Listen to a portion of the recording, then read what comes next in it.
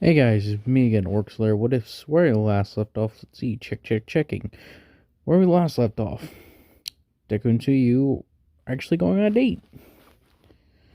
Yeah. I've done it again. I'm sorry. I don't know what it is. I don't want to ban it completely. I want to keep giving you guys new content, and I hate to force myself to do things. So I feel like it's going to be worse off. But I know that if I don't do it, I'll forget about it completely. Quite the conundrum. So, know what? After I finish the Killer Croc What Ifs, I'm just doing cleans. No, that's stupid. Or I keep on saying 3, 4 different things. I am such a pain in the ass, and I'm sorry you guys have to deal with me trying to flip flop every which way. Let's get back to the video.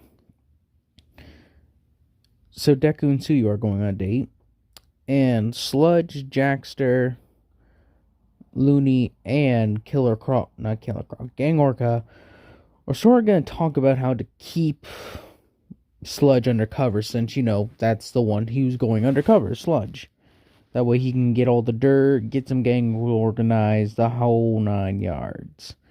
Gang Orca's going to be the man on the outside, or the hero. So that way he can sort of use that as a way of saying, as like, if when Sludge is eventually caught on and they plan on it, he essentially can say, he was undercover for me, and just pull him back.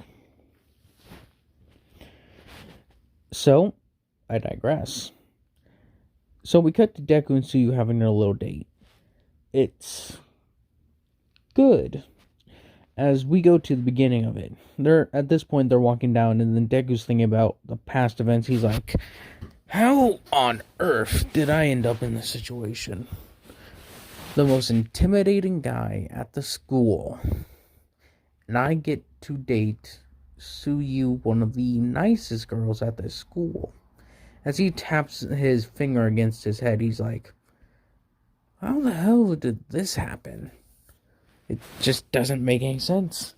As he's just confused, he's confuddled, whatever you wish to say, that is what he is.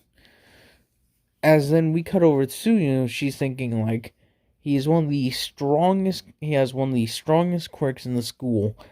How did he end up dating me? As their thought processes are different. She also talks about how he looks super cool and everything. Now, why would he settle for her, who looks, as she would say in her opinion, she looks kind of weird. As Deku was just thinking about this, he's like, and I'm the scariest looking dude in school, as they're both just going back and forth, having the same point and not the same point at the same time, if you can see what I mean. As he's counting, he's like, 1, 2, 3, 4. How does this work again? How does this make any sense? As he's going through his mind, what does it mean? Like, why did she ask him out? And he's been trying to figure that since the beginning of the date. But he's also sort of thanking God, since he's thanking him like, at least I got something else. But now he sort of is afraid, because he knows that will this like come in a future test. He questions whether or not Tsuyu would be safe with him, since he's thinking like, I had Josephine torn away from me in that one moment. So he's sort of extra on guard around Tsuyu. And she's like, alright, I'll fight for Tsuyu. I'll defend Tsuyu. I'll do whatever I gotta for her. As he's like, because he really, really does care for Suyu. He started like feeling like she was like his sister. But then those feelings, as they do, eventually transformed over time. He doesn't know why, but he does love her, as he would say, but he doesn't say it now because he feels like that would be too fast. Then as he's like going through his head, Suyu's just she's just like having a blast as she's just like, know what? It's not worth thinking about. We're here. Let's do it. As they keep going,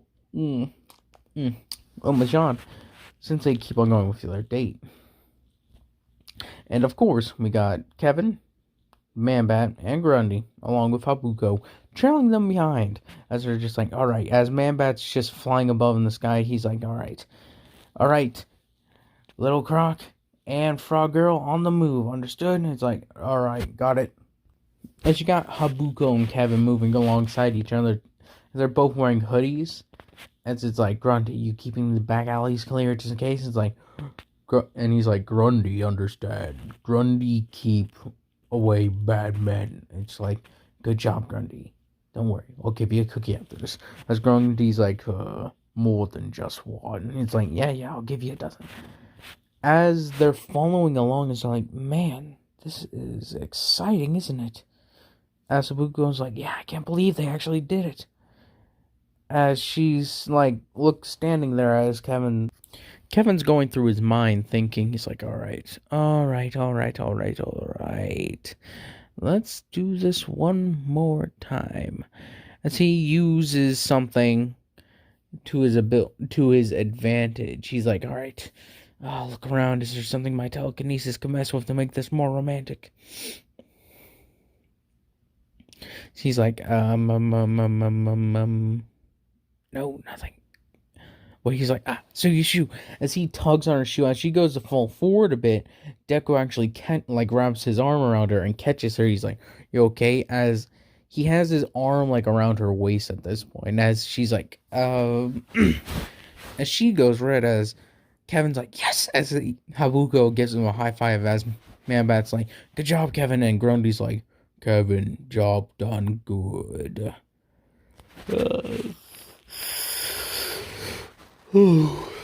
Like, don't go to sleep on us now, big guy. Come on. Just a bit longer, as Grundy's like, Grundy, tired.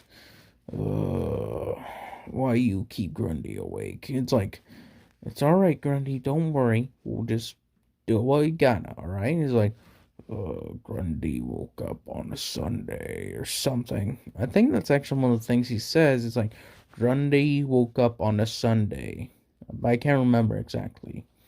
Not that well versed in DC Comics, aside from, like, the baseline. But, as I digress, Grundy and them are continuing their plan with Suyu and Deku. So we cut over Sludge and Gang Orca and the rest of the gang talking about how the whole situation should unfold. As they're talking, Sludge speaks to Gang Orca about like some of the villain activity going on in the surrounding area.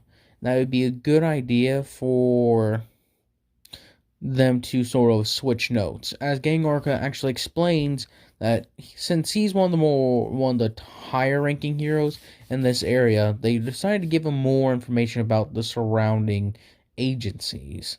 As he goes on to explain that villain activity is actually low as of this moment. Since their last bust on the Yakuza bosses and everything, things have sort of quieted down. As Sludge like, alright, that must mean there's just a vacuum you haven't seen. It's like, what do you mean? It's like, well, think about it. All those bosses just up and disappearing, there ain't no way their little smaller gangs are not fighting amongst each other. So, the question is, where do they fight? And how do I get in? As Gang Orca's like, couldn't answer that for you. Maybe your contact on the inside of the Villain Society? It's just like, it's the only answer, really. But how are we gonna make this convincing? just like get caught robbing a bank or something, right? It's like too simple, and I would need time to plan it, make it go off without a hitch.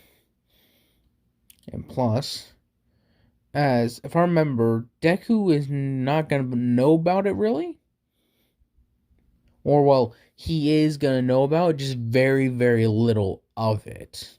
So that way he doesn't take chance of trying to drag Sludge back. As they're thinking about this, like, all right, plan set. It's like, yep, I give you. Damn it. As Gangork is like, all right, I'll give you what information I can, and that way you guys can just do what you need to do. It's like, all right, good. All right, we'll talk later. As that's actually where I'm going to end it off at. Very too short for my liking, but I'm going to be making a longer part tomorrow to try and catch up. Oh, my ribs. Catch up with how much I've missed. I'm going to be trying to do multiple parts tomorrow, so sorry guys. But anyways, hope you guys have enjoyed this. Hope you guys continue to us, and I again ask for your I won't ask for forgiveness. I'll do better. Thank you guys for watching. Love you all.